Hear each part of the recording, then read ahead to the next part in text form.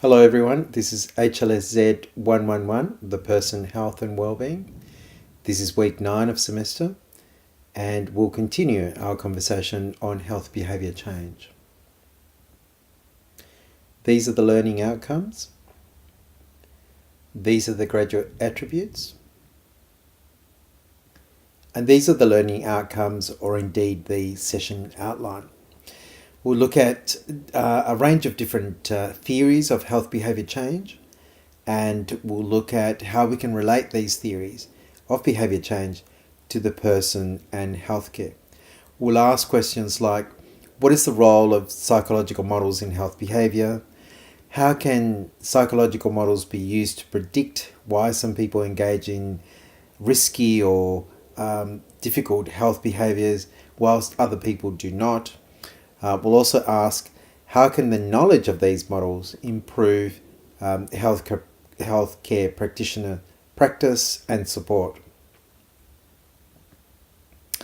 We'll also try to identify and discuss strategies and processes for changing behaviour in the latter half of the lecture. So we'll talk about things like motivational interviewing, cognitive behaviour therapy, and health promotion.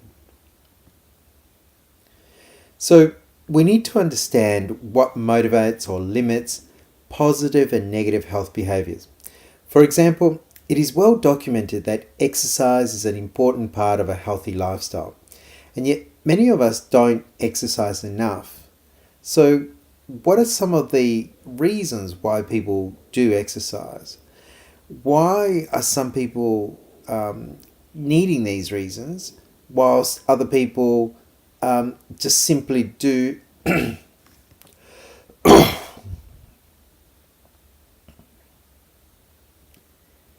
So we need to understand what motivates or limits positive and negative health behaviours.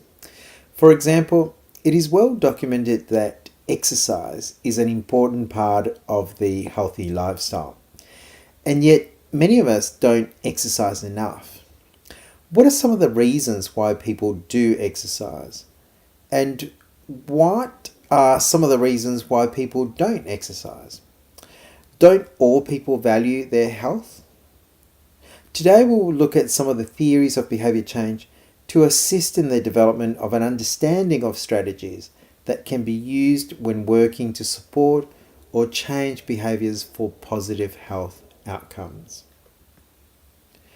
This is a basic model that's adapted from Fishbane and Eisen, people that were very, very fundamental in establishing the relationship between knowledge, that is new information, and behaviour. So they proposed a model where a person receives knowledge of cause and effect. So exercise leads to healthy outcomes, for example. That knowledge of cause and effect is then perceived by the person, is interpreted by the person. The key or salient aspects of that information are drawn, and then the person uses that knowledge in deciding what behaviour to follow, or indeed what health behaviours to change or adopt. That is the basic model that Fishbane and Eisen proposed. They developed that model into an essential theory, and we'll talk about that now, but we'll also talk about it in the context of the other behaviour theories later on. The theory of reason action is where Fishbane and Eisen ended up. They specifically spoke about the intention behaviour gap. So they intended to consider salient beliefs, that is the beliefs that are most key to the person, in order to predict a person's attitude. They felt that it was not sufficient to know what information that person had been given, but rather that it was necessary to assess the person's beliefs that the person held. So they suggested that the transfer of knowledge into action dependent on some internal psychological factors, things like values, attitudes, beliefs, the internal motivation that the person had, and also some external factors separate to that. For example, environmental factors, peer pressure, things like that. So then the translation of knowledge into behavior requires the development of specific skills, which become the enabling factors, which may then include some interpersonal skills. So what are these internal processes? These are things like values, attitudes, and beliefs. So then at this point, it's important to define what values, attitudes, and beliefs are. Values are important and lasting beliefs or ideals that are shared by the members of a culture about what is a good or bad or desirable and undesirable thing to do. Values have major influence in a person's behavior and serve to provide a broad guideline in all kinds of situations that the person finds themselves in. Values are acquired from society through socialization, and they allow a person to prioritize beliefs and attitudes. So what are attitudes? Attitudes are value-based social judgments and evaluations, and beliefs are propositions that the person regards as being true. So at this point, I want you to, if you're in class and sitting next to someone, then perhaps pause the lecture and discuss with the person next to you some of the influences that you're aware of that contributes to your values, your attitudes, and your behaviors.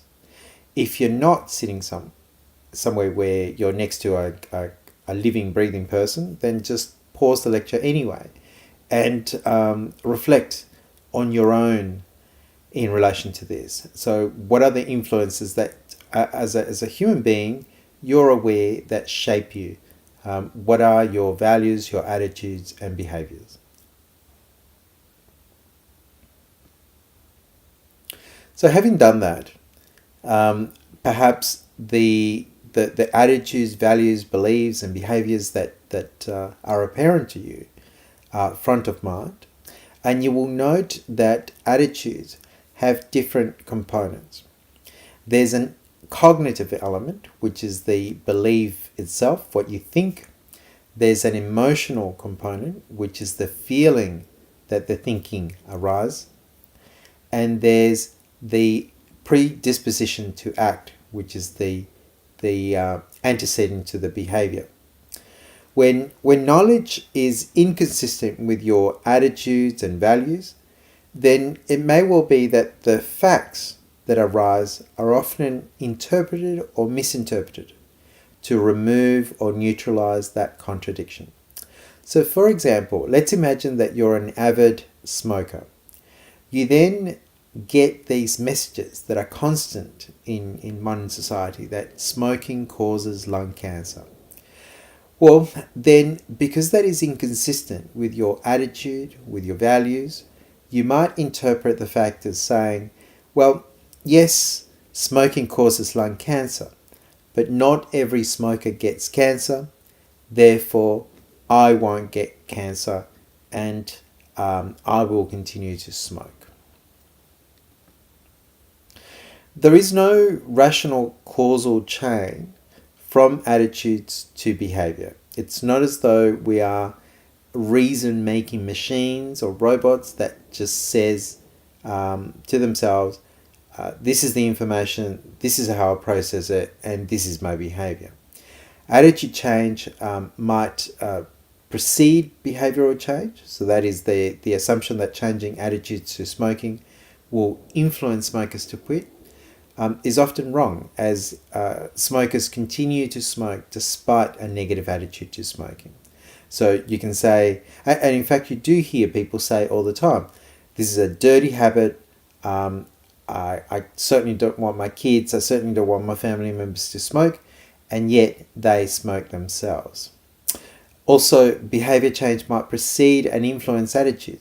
So you might quit smoking, and then that itself might lead to a negative attitude to smoking and smokers. And again, you do see that in society where that there is no one that is more attached to the idea of non-smoking as those that have recently quit.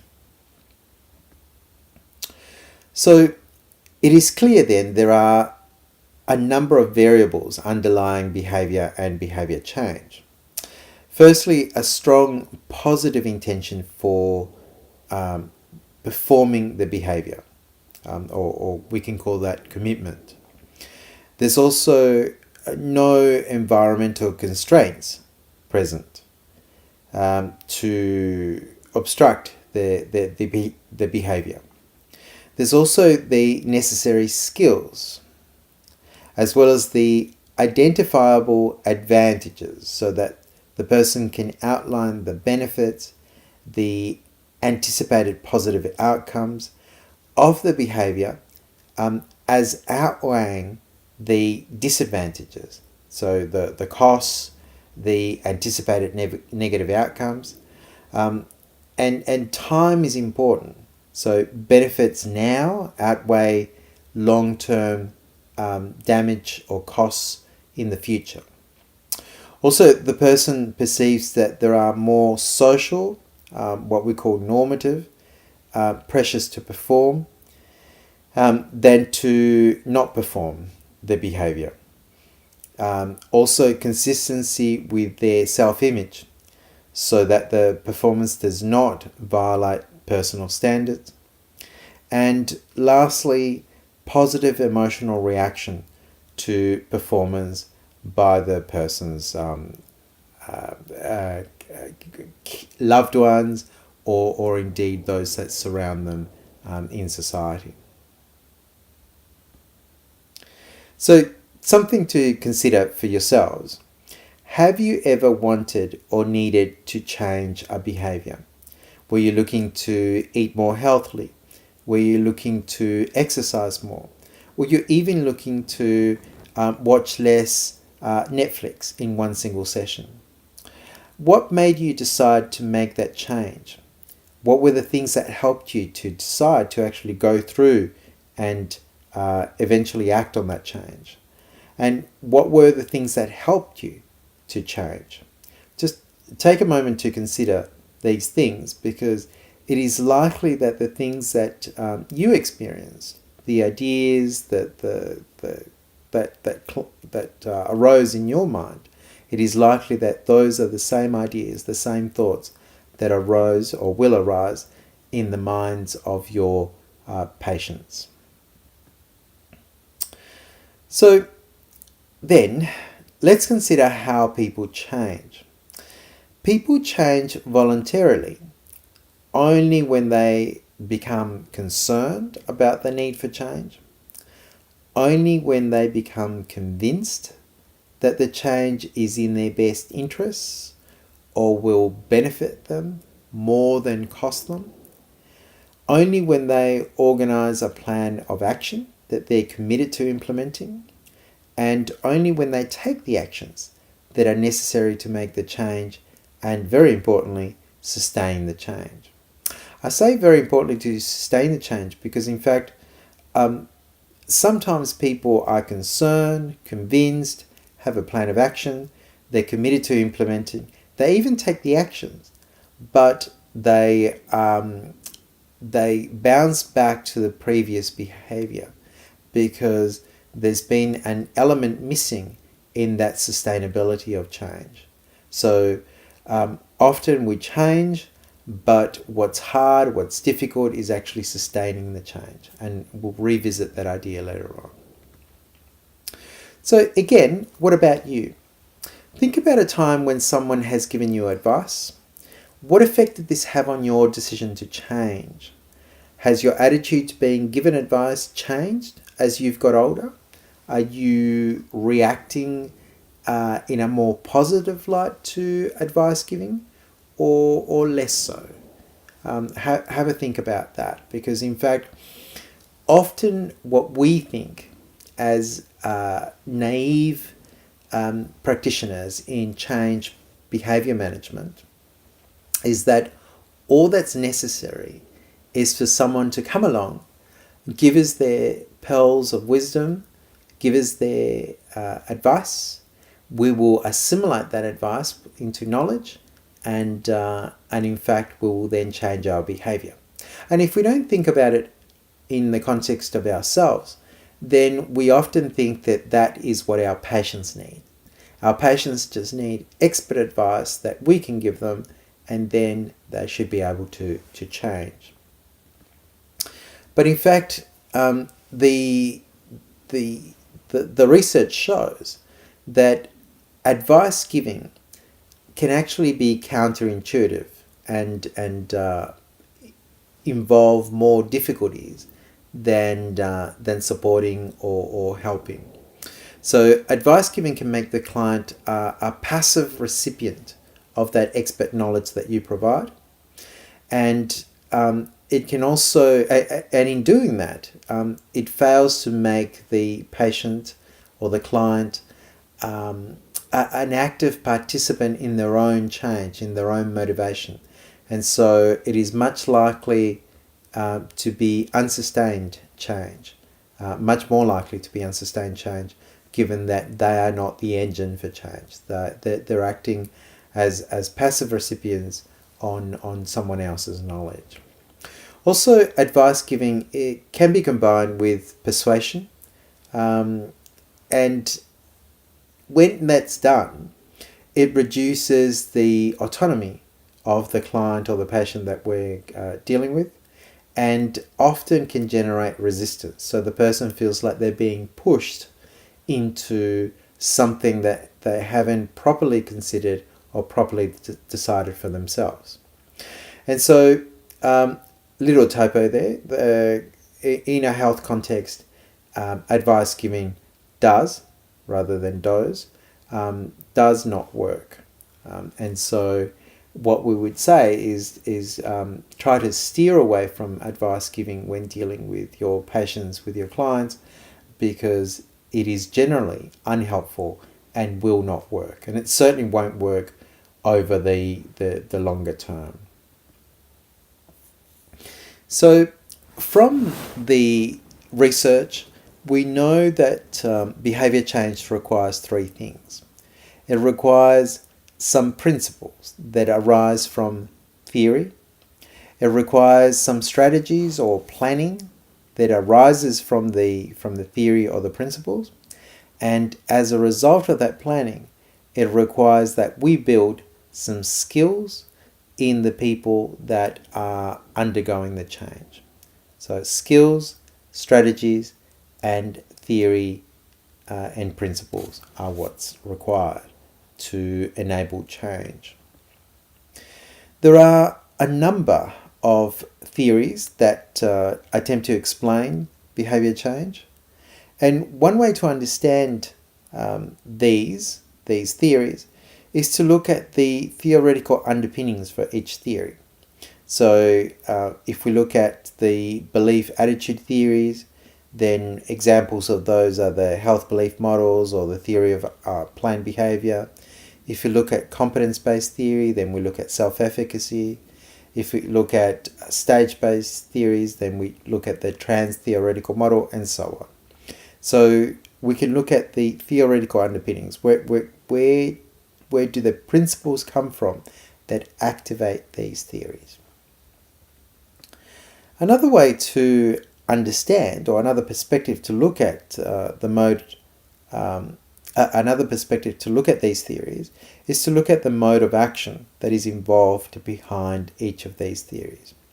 And in this context, as healthcare practitioners, we're particularly interested in theories that can be labelled cognitive theories, because we can then play a strong part in shaping that cognition for improved health outcomes. So we will look in detail at the following models, and we will also look at the development of ideas and how that occurs in the context of each of these models. So we'll look at the health belief model, the theory of reasoned action that we just visited a few minutes ago. We'll also look at the theory of planned behavior, trans-theoretical model, and the health action process approach. And you will gain a much deeper understanding of each of these models in order to explain behavior change and think about how we can then leverage on that knowledge to, as we said earlier, provide some strategies that can then build some skills in order to promote behavior change in our patients. So let's start with the health belief model. The health belief model is an early model that applied behavioral science to health problems. It makes a series of predictions about behavior, suggesting that they are based on core beliefs for each person. The health belief model was developed in the early 1950s by social scientists in the US Public Health Service. And they did this in order to understand the failure of people to adopt disease prevention strategies or screening tests for the early detection of disease. Later, uses of the health belief model were for patients' responses for symptoms and compliance with medical treatments. The health belief model suggests that a person's belief in a personal threat of an illness or disease, together with a person's belief in the effectiveness of the recommended health behavior or action, will predict the likelihood that the person adopts the behavior. So the health belief model then derives from the psychological and behavioral theory that the foundation, at a foundation, there are two components of health-related behavior. One, the desire to avoid illness or conversely get well if already ill. And two, the belief that a specific health action will prevent or cure illness. Ultimately, an individual or an individual's course of action will depend on the person's perceptions of the benefits and barriers related to health behavior. There are 6 constructs of the health belief model. The first 4 constructs were developed as the original tenets of the health belief model, and the last 2 were added later as research about the health belief model evolved. So we've got perceived susceptibility, which refers to the person's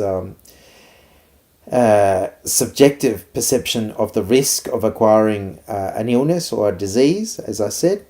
We've got perceived severity. This refers to a person's feelings on the seriousness of contracting an illness or disease. We've got perceived costs and perceived benefits. We've also got cues to action, which are the stimulus needed to trigger the decision-making process to accept recommended health action. And these cues can be internal. So, for example, a person can be experiencing chest pain, wheezing, other symptoms like that. Or they can be external. So they can be knowledge that they've derived from the scientific literature. They can be the illness of a family member. They can read a newspaper article, those kinds of things. Then there's self-efficacy or self-motivation. This refers to the level of a person's confidence in their ability to successfully perform a behavior. This is one of the constructs that was added later, about the mid-80s. And self-efficacy, if we might recall from earlier discussions in the semester, is a construct in many behavioral theories, as it directly relates to whether a person performs the desired behavior. And then the other one that was added later is perceived control. So does the person feel like the behavior change or the possibility of the behavior change is within their control to activate? Now, all of these things will then point to the likelihood of behavior change.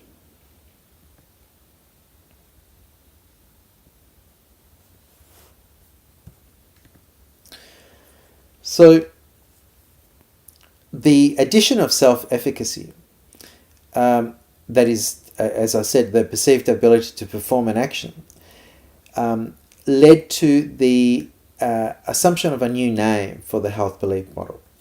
And it became, it assumed the name of the protection motivation theory that was espoused by Albert Bandura at the end of the 70s. Of course, there are, like any other models, some critiques of the health belief model. And in fact, it's been subjected to a great deal of criticism. The feeling is that the model does not account for a person's attitudes, beliefs, and other individual determinants that perhaps dictate a person's acceptance of health behavior. That it does not take into account behaviors that are habitual, and thus may inform the decision-making process to accept a recommended action. So, for example, smoking. That it does not take into account behaviors that are performed for non-health related reasons, such as social acceptability. It does not take into account environmental or economic factors that might prohibit or promote the recommended action. It assumes that everyone has access to equal amounts of information on their illness or disease. It assumes that cues to action are widely prevalent in encouraging people to act, and that health actions are the main goal in a decision-making process. So the health belief model is more descriptive than explanatory and does not suggest a strategy for changing health-related behaviors. In preventative health behaviors, early studies showed that perceived susceptibility, benefits, and barriers were consistently associated with the desired health behavior. Perceived severity was less often associated with the desired health behavior. So the individual constructs are useful in understanding health behavior, and it depends on the health outcome of interest. But for the most part, the effective use of the model should be integrated with other models in order to be fully effective.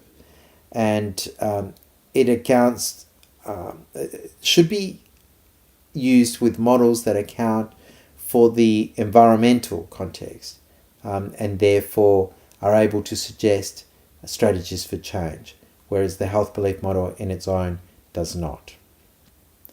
So let's now consider the theory of reason action. It was developed by social psychologist Fishbone and Eisen in the 1970s. It places the individual within a social context. So you can see that this is a development from the idea proposed by the health belief model. And it predicts behavioral intent, which it assumed leads to behavior.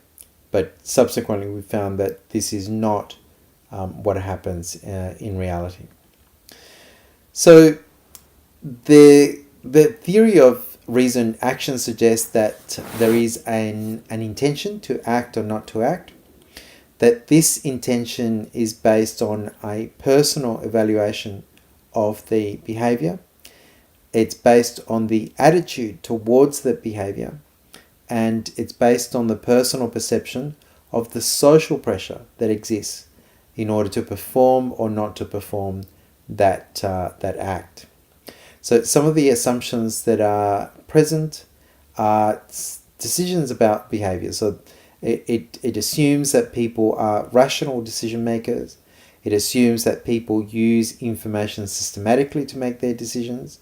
It assumes that behavior is goal oriented, and it assumes that behavior is voluntary and determined by beliefs and attitudes. This is what the theory of reason action would look like.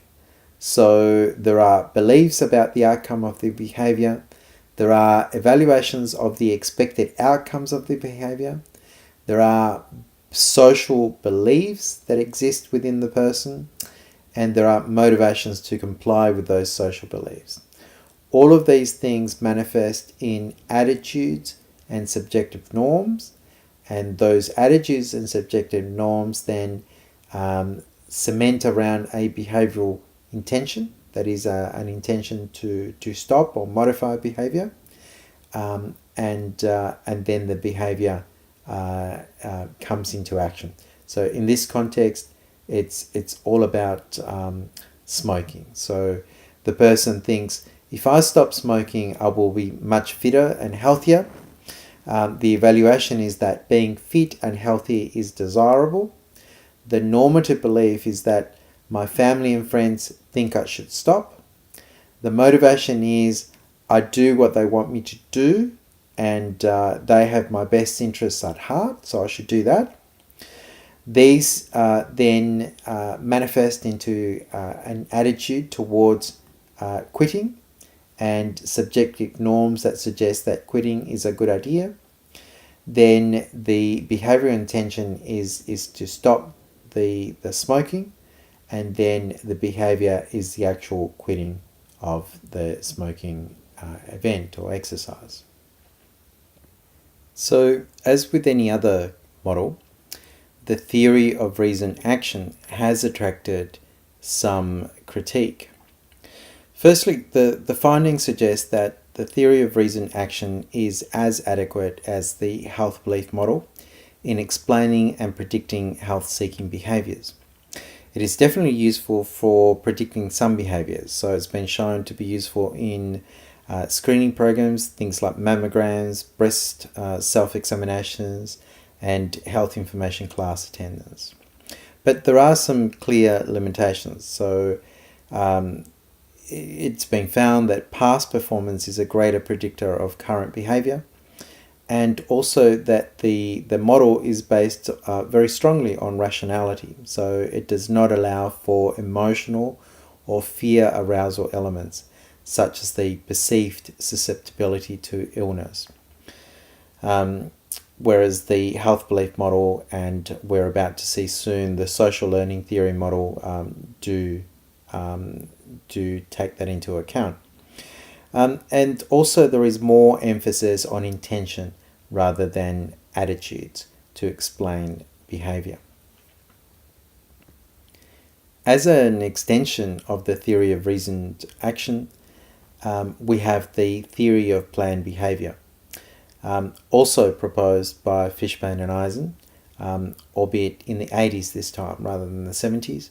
And they suggested that there are predictors of health behavior intentions, things like attitudes, subjective norms, and perceived behavior control, that when bolted on to the theory of reason action, make for a much stronger and persuasive theory. So the theory of planned behavior then started as the theory of reason action, and it was intended to explain all behaviors over which people have the ability to exert self-control. The key component to this model is behavioral intent. So behavioral intentions are influenced by the attitude about the likelihood that the behavior will have, the expected outcome, and the subjective evaluation of the risks and benefits of that outcome. So the theory of planned behavior has been used successfully to predict and explain a wide range of health behaviors and intentions, including smoking, drinking, health services utilization, breastfeeding, and substance use, amongst others. The theory of planned behavior states that behavioral achievements depend on both the motivation, that is the intention, and the ability, that is the behavioral control, and distinguishes between three types of beliefs: behavioral, normative, and control. The theory of planned behavior is comprised of 6 constructs that collectively represent a person's actual control over the behavior. These are attitudes, which refers to the degree to which a person has a favorable or unfavorable evaluation of the behavior of interest. The behavioral intention, this refers to the motivational factors that influence a given behavior, where the stronger the intention to perform the behavior, the more likely that the behavior will be performed. Also, subjective norms, and this refers to the belief about whether most people approve or disapprove of the behavior. Social norms, this refers to the customary codes of behavior in a group or people or larger cultural context. The perceived power, this refers to the perceived presence of factors that might facilitate or impede the performance of a behavior. The perceived behavioral control, this refers to the person's perceptions of the ease or difficulty of performing the behavior of interest. So you can see that as a complement then, attitudes, behavioral intention, subjective norms, social norms, perceived power, and perceived behavioral control are the 6 elements that then activate the theory of planned behavior.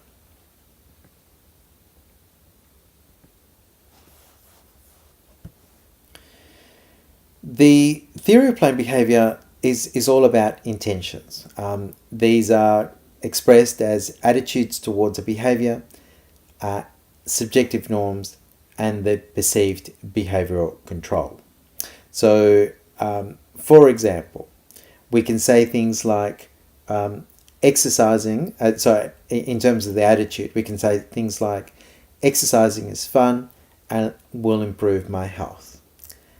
As a subjective norm, we can say things like David is important to me and he will approve if I lose weight and I want his approval. As a perceived behavioral control, we can say things like I can play squash and badminton and I know where to join a club, or I can make Friday night when the badminton club have their sessions because I can get a babysitter on that day. So all these things, the attitude towards the behavior, the subjective norms, and the perceived behavioral control come into play to actually activate that change of behavior. Of course, there are criticisms of the theory of planned behavior, and these came out as expressed limitations. The limitations are that it assumes that the person has acquired the opportunities and resources to be successful in performing the desired behavior, regardless of the intention. It does not account for other variables that factor into behavioral intention and motivation, things like fear or threats or mood or past experience. And whilst it does consider normative influences, it doesn't take into account environmental or economic factors that might influence a person's intention to perform a behavior. It assumes that behavior is the result of a linear decision-making process and doesn't consider that these decisions can change over time. Whilst the added construct of perceived behavioral control was an important addition to the theory of reasoned behavior that we met in its earlier conception, it doesn't really say anything about actual control over behavior.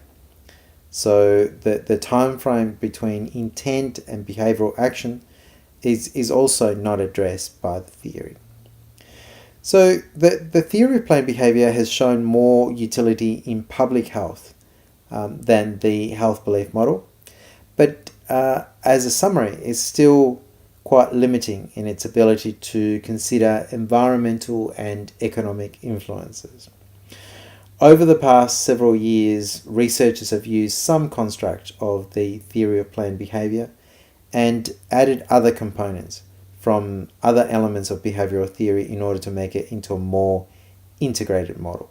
And this has been the response to some of the limitations of the theory of planned behavior in addressing the public health problems. So you can see then that all the health behavior models that we've seen so far tend to A, assume that a person is a rational decision maker, and B, assume that the person is able to carry through decisions. The roles of emotions and situational variables have not been included, or indeed they've been explicitly underemphasized. So now then, we shift gears a little bit and we come to the social cognitive theory, which was the first theory to use the idea of self-efficacy. The theory behind it is that behavior is determined by expectations and incentives. Behavior is influenced by expectations about environmental cues, by consequences of one's actions, and by the competency to carry out actions to influence desired outcomes, also known as self-efficacy.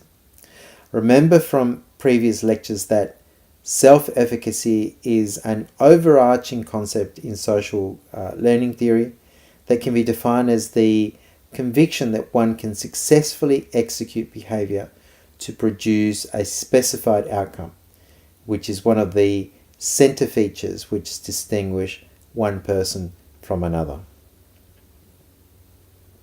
This is what the social cognitive theory looks like in a graphical context. The social cognitive theory started as the social learning theory in the 1960s by Albert Bandura, and we've looked at that in previous lectures. And it developed into the social cognitive theory towards the end of the 1980s. And it posits that learning occurs in a social context with a dynamic and reciprocal interaction of the person, their environment, and their behavior.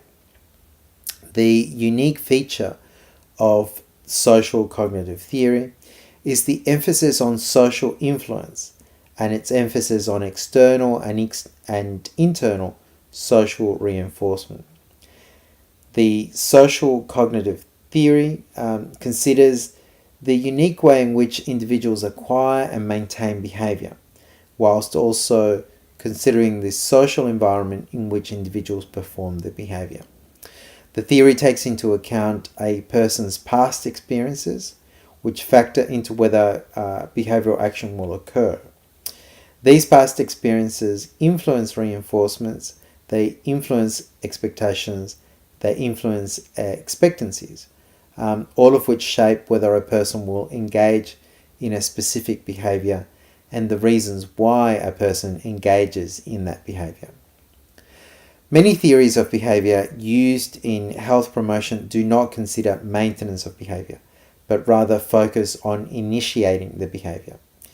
This is quite unfortunate, as maintenance of behavior, or sustainability as we talked about it earlier, and not just initiation of behavior, is the true goal in public health. The goal of social cognitive theory then is to explain how people regulate their behavior through control and reinforcement to achieve goal-oriented behavior that can be maintained over time. This is a major strength of the social cognitive theory. So, moving on now to the trans-theoretical model. We find that the trans-theoretical model, also called the stages of change model, is one of the most commonly applied psychological models. And it suggests that change proceeds through 6 stages. It was developed by Prochaska and DiClemente in the late 70s, and it evolved through studies examining the experiences of smokers who quit on their own with those requiring further treatment to understand why some people were capable of quitting on their own and others were not. It was determined that people quit smoking if they were ready to do so. Thus, the trans-theoretical model focuses on the decision-making of the individual and is a model of intentional change. That's the key word there, intentional. The trans-theoretical model operates on the assumption that people do not change behaviors quickly and decisively. Rather, change in behavior, especially habitual behaviors, occurs continuously through a cyclical process. The trans-theoretical model is not a theory but a model. It offers different behavioral theories, or it is a consequence of applying different behavioral theories and constructs through various stages. And in fact, it proceeds through 6 stages. Relapse can occur at any stage, and the individual can revert back to an earlier stage. This is what it looks like at a high level. So it posits that individuals move through these 6 stages, which are pre-contemplation, contemplation, preparation, action, maintenance, and termination or relapse being the 6th stage. Termination was not part of the original model and is less often used in the application of stages of change for health-related behaviours. For each stage of change, different intervention strategies are most effective at moving the person to the next stage of change and subsequently through the model to maintenance. The ideal stage of behaviour is that maintenance stage, although the model recognises that at some point or in some cases that there is relapse and the person then bounces back to an earlier stage. This is another way to visualize the trans-theoretical model of change. So let's go through the stages. At pre-contemplation, the person does not intend to take action in the foreseeable future. Now, this model defines foreseeable future as being within the next 6 months. So here people are often unaware that their behavior is problematic or produces negative consequences. People in this stage often underestimate the pros of changing behavior and place too much emphasis on the cons of changing behavior. The second stage is contemplation. In this stage, people are intending to start their healthy behavior in the foreseeable future. People recognize that their behavior might be problematic and are more thoughtful and practical in their consideration of the pros and cons of changing the behavior that is about to take place. They often place equal emphasis on both the pros and cons. But even with this recognition, people might still feel ambivalent towards changing their behavior. The third stage is active change. In this stage, people have recently changed their behavior and intend to keep moving forward with their behavior change. People might exhibit this by modifying their behavior change or acquiring new healthy behaviors. The fourth stage is the maintenance stage. In this stage, people have sustained their behavior change for a while, and this is defined as more than 6 months, and intend to maintain the behavior change going forward. People in this stage work to prevent relapses to earlier stages. The fifth stage is the optimal recovery or termination stage.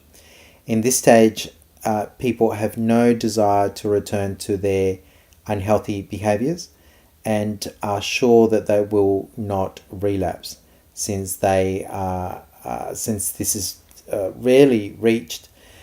People tend to stay in the maintenance stage. This stage is often not considered in health promotion programs. And of course, there is the relapse stage, where if a patient does not engage in the behavior change on an ongoing basis, then they are considered to have relapsed and might step back into one of the other preceding stages. The trans-theoretical model of intentional behavior change, as it's also known, is about progressing through the stages as described. And in doing so, people apply cognitive, affective, and evaluative processes. There are a number of processes of change that have been identified as being relevant to moving through these specific stages of change. These are things like consciousness raising, that is the increasing awareness about the healthy behavior. Also dramatic relief, which is the emotional arousal that people get from the health behavior, whether that's positive or negative arousal. Also self-reevaluation, which is the self-reappraisal to realize the healthy behavior as being part of who they want to be. Also the environmental reevaluation, which is the social reappraisal to realize how their unhealthy behavior affects others. Also things like social liberation, which is the environmental opportunities that exist to show society that society is supportive of the healthy behavior, and so on. As I said before, the stages of change are easy to describe, but there are some limitations associated with this action of moving through stages. And the research shows that these limitations should be considered when thinking about utilizing this model in the context of public health. So what are some of these limitations? Well, the model ignores the social context in which the change occurs, which as we saw before this model, the Bandura model was quite strongly situated in that social context. Also, the lines between the stages can be quite arbitrary, where in fact there is no set criteria on how to determine whether some people are in this stage or that stage. And so others that have come after the initial development of this model have developed some questionnaires that can help to assign a person to a stage. But these questionnaires are not always standardized or validated, and so they've got limited ability to be used. There is also in this model no clear sense for how much time is needed for each stage. So do we spend a week, do we spend a month, do we spend a year in each of these stages? And there is no sense of how long a person can remain in a stage. Can we say to be in pre-contemplation for 2 years? Can we say that? Well, don't know. The model doesn't talk about this. And the model also assumes that individuals make coherent and logical plans in their decision-making process, whereas we know that this is not always true. Emotions typically get in the way and complicates things. So then you can see here that the processes of change can be divided into either the cognitive, experiential, or the behavioral, and I spoke about some of those earlier.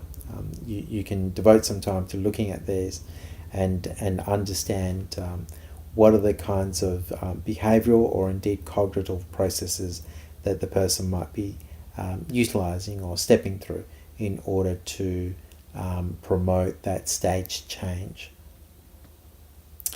All right, so now we arrive at the last health behavior model that we're going to look at in this lecture, and this is HAPA, also known as the Health Action Process Approach. It's quite a mouthful, and so most of the time people refer to as HAPA or HAPA.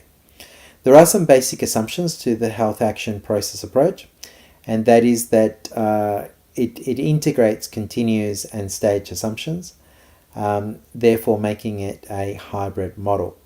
And it integrates the motivational, that is the prediction of intention, and the behavior enabling, that is the implementation models that we've looked earlier. There are three phases of HAPA or HAPA. The non-intentional stage, that is where the behavior intention is being developed. It's just in infancy. There is also the intentional stage where the person has an intention but remains inactive still. For example, their exercise behavior is planned and is being prepared, but the person is still not exercising. And then there's the action stage, which is where individuals are then, if we think about exercise, are becoming physically active and implementing the plan developed in the intentional stage. This is what the Health Action Process Approach might look like, and in fact does look like from a graphical point of view. As a comprehensive self-regulation model, HAPA or Health Action Process Approach suggests a distinction between the pre-intentional motivation processes that lead to a behavioral intention and the post-intentional volition processes that lead to actual behavior. So that's where the three stages come into play. Before changing their habits, the model suggests that people need to become motivated. This is seen as a process towards an explicit goal or an intention. So if we think back to the idea of smoking, the thinking process might be, I intend to quit smoking this week. Three constructs are considered to play a major role in this process. Firstly, the risk perception, 2, the outcome expectancies, and 3, the self-beliefs. So you can see that in thinking about risk perception, outcome expectancies, and risk beliefs, and self-beliefs, you can see that in fact these are being borrowed from other models that we've discussed today. So actually changing one's health behavior is considered to be a challenging self-regulation process. That's what this model says. And after people have become committed to a goal, they need to prepare action and then later maintain the changes in the face of barriers and setbacks. That's that sustainability element. Thus, goal setting and goal pursuit can be understood as two distinct processes that require that self-regulation effort. And so this requires beliefs, skills and strategies, things like planning, coping with self-efficacy and recovery if there are concerns in relation to self-efficacy. Okay, moving away from looking at the models, let's take a big picture approach now. And in fact, you can see that one of the features that many of the models talk about, either explicitly or implicitly, is about this notion of certainly efficacy, but above that, this notion of control. And so it's important to talk about what health locus of control is. And this is an idea that was developed by Wollaston and Wollaston in the 80s as an extension of Rotter's locus of control, which was developed in the 60s. So we have talked about the locus of control in the past in this semester, And this is an extension of that idea that relates it to health. And so what Wollaston and Wollaston suggested was that there are three concepts here, concepts or domains. And in fact, there's the internal domain, where an individual regards their health as controllable by them. So they might say, I am directly responsible for my health. There's the external domain, where an individual believes that their health is not controllable by them and is in fact in the hands of fate. So they can say, whether I am well or not is a matter of luck. And then there's this third domain called the powerful others, where an individual regards their health as being under the control of powerful others. I can only do what my doctor tells me to do, is an example. So some exemplar items are, just to make this idea much more conceptual, in terms of the internal, if I get sick, it is my own behaviour which determines how soon I get well again. I am in control of my health, and when I am sick, I am to blame. So you can see that it's a fairly extreme sort of position that very few of us would actually have, but some people do think along those lines, that they are completely in control of their health and are therefore, by extension, able to be blamed if they are not healthy. Then there's the external situation or domain. No matter what I do, if I'm going to get sick, I will get sick. Most things that affect my health happen by accident, or luck plays a big part in determining how soon I will recover from illness. And then there's the powerful others domain. Having regular contact with my doctor is the best way for me to avoid illness, or whenever I don't feel well, I should consult a medically trained professional, or my family has a lot to do with my becoming sick or staying healthy. So what are the implications of these health locus of control? Well, where there is high internal locus of control, it is more likely that people will take their own action. They will, for example, start an exercise regime, given that they are the masters of their own destiny. Where the idea or the mindset is that there are powerful others, then they're more likely to go to a health clinic or get diet advice. And where the mindset is that there is an external locus of control, then the mindset might be that this is just fate or genetics, and there's very little that the person as an individual can do. So, given that we understand a number of different ways of explaining behavior change, given that we understand locus or health locus of control, then how can we utilize this knowledge of personal change motivations and locus of control to help people? How can we, as healthcare practitioners or future healthcare practitioners, activate this knowledge in order to help people engage with healthier lifestyles? Well, one way is to use motivational interviewing. Motivation interviewing is where the patient, not the practitioner, expresses concerns about current behavior, and the practitioner then utilizes those concerns to guide and support arguments for change. There are 8 components to motivational interviewing: giving advice, removing barriers, providing choice, decreasing desirability, practicing empathy, providing feedback, clarifying goals, and active helping. In relation to giving advice, it should be noted that this is a very different proposition than the giving advice that we spoke about earlier in the lecture. In that context, giving advice was all about a standalone feature that would then be used as persuasion for behavior change. Here, it's merely used as guidance, and it's not used as a standalone feature, but rather together with the other 7 components, it's used as part of a package that becomes the motivation interviewing intervention.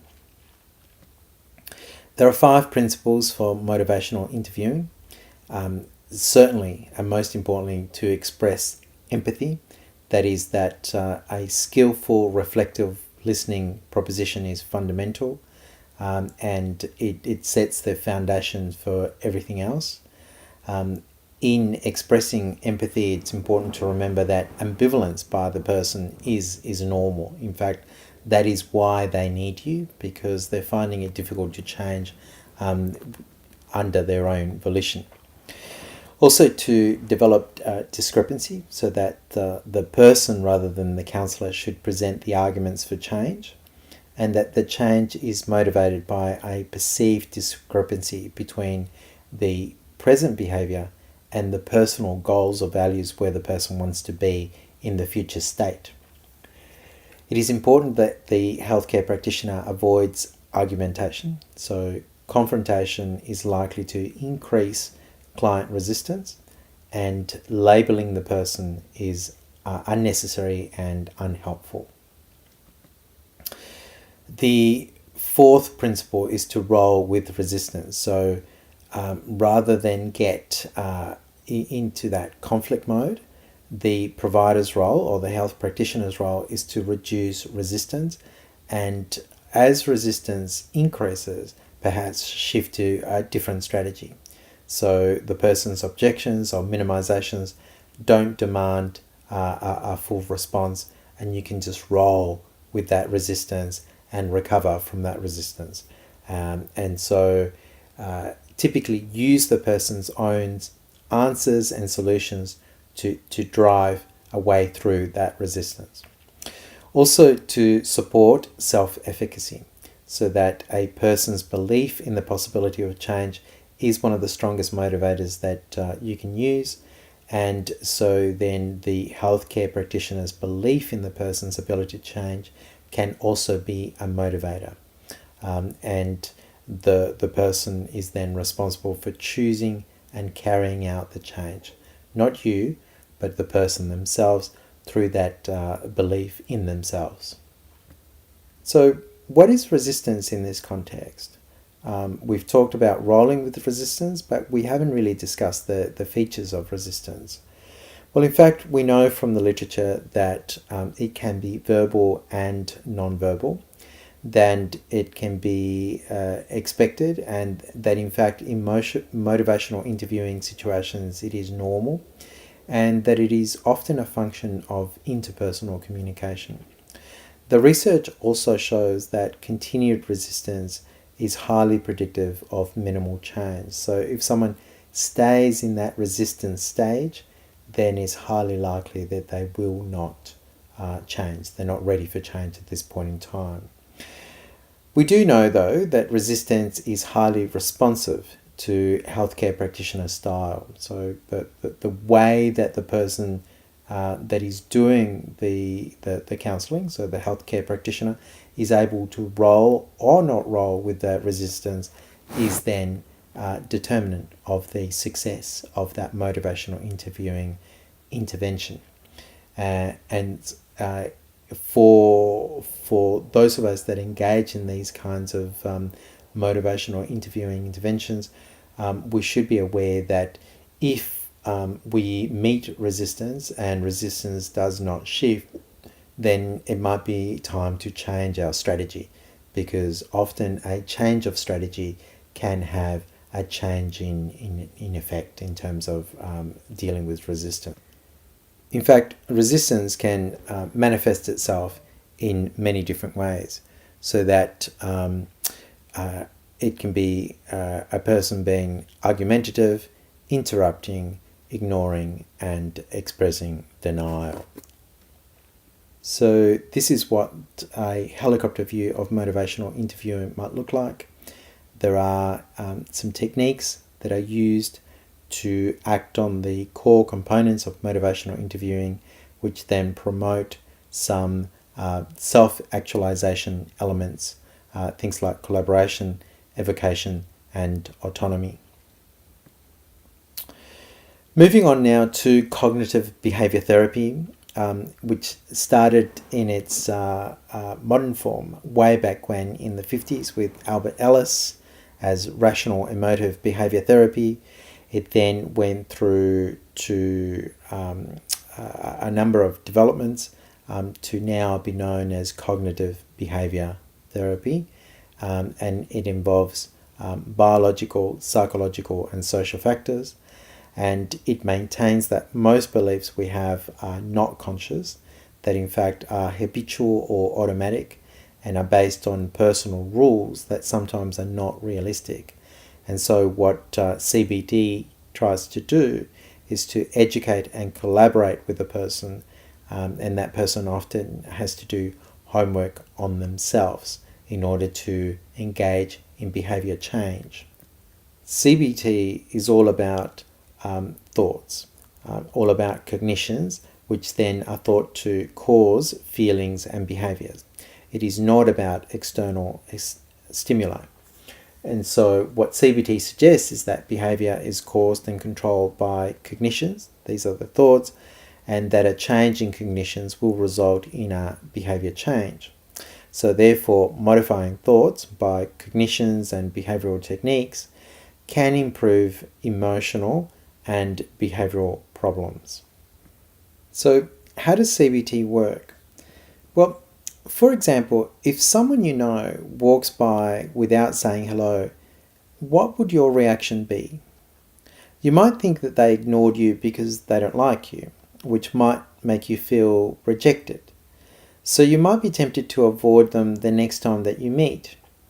And this could breed some more bad feeling between you and allow you to experience more rejections until eventually you believe that you must be unlikable. And if this happened with enough people, you could start to withdraw socially. But did you interpret that reaction correctly in the first place?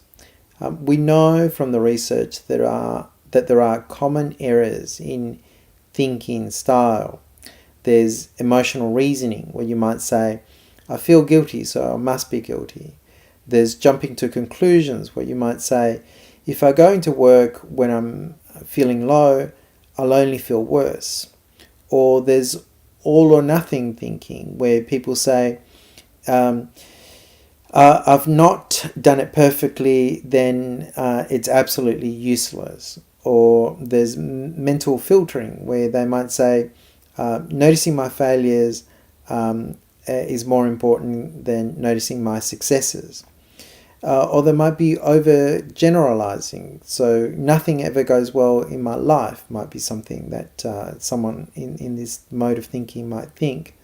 Or there might be labeling, I'm a loser.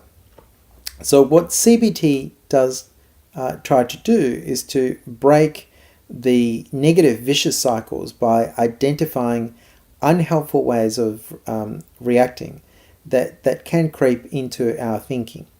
CBT tries to replace these negative thinking styles with more useful or realistic ones. This can be a challenge for people with mental health disorders, as their thinking styles are very well established sometimes. So CBT maintains that what we think determines how we feel. It maintains that irrational beliefs can distort reality, and it therefore focuses upon realistic thoughts, emotions, and behaviors. And CBT is based upon logic and experiment to change irrational belief systems rather than just changing the symptoms. CBT involves a consideration of 5 components to any problems. What are the thoughts? What are the emotions? What are the physical reactions? What is the behavior that arises? And what is the environment that is found around all of these other things. CBT therapists, or in this context, healthcare practitioners, help their patients become aware of the relationship between those 5 areas. They help them recognize how certain negative, unhelpful, or unrealistic thoughts can generate distress, how seemingly uncontrollable emotions can appear out of proportion to the situation, how there are uncomfortable physical sensations that point to how we're feeling and acting, that in fact there are maladaptive behaviors that we've learned over time and we repeat over and over again. And they also help people understand how social and physical aspects of the environment can contribute to their distress.